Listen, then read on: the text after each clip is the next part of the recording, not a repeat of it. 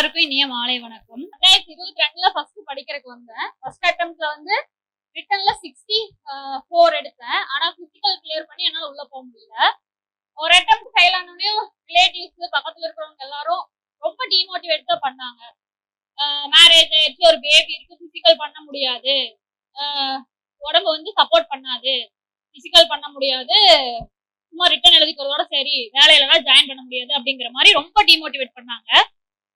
ஆனா மறுபடியும் 2022ல பிசிக்கல்ல போன உடனே 2022ல இருந்து 2023 வரைக்கும் நெக்ஸ்ட் பிசிக்கல் வர்ற வரைக்கும் 1 இயர் ரெகுலரா காலையில ஒரு 2 ஹவர்ஸ் போய் ஒர்க் அவுட் பண்ணிட்டு அதுக்கப்புறம் தான் கிளாஸுக்கு போனேன்.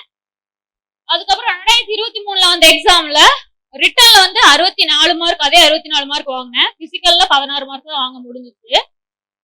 அதனால ஒரு ஃபர்ஸ்ட் பிசிக்கல் அட்டென்ட் பண்ணும்போது வெறும் 4 மார்க் தான் வாங்கினேன். ஓவரால் எனக்கு 67 தான் வந்துச்சு. ஆனா இப்ப ஓவரால் வந்து என்னோட மார்க் 80 மார்க்.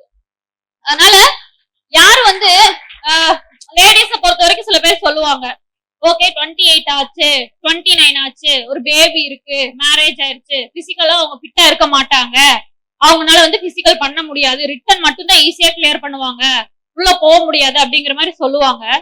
கேர்ள்ஸ பொறுத்த வரைக்கும் மத்தவங்க டிமோட்டிவேட் பண்ணாங்கன்னா அதை காதுல கூட வாங்காதீங்க. உங்களை பத்தி உங்களுக்கு மட்டும்தான் தெரியும். உங்க பாடி ஸ்ட்ரக்சர், உங்களால என்ன பண்ண முடியும் பண்ண முடியாதுங்கிறது உங்களுக்கு மட்டும்தான் தெரியும்.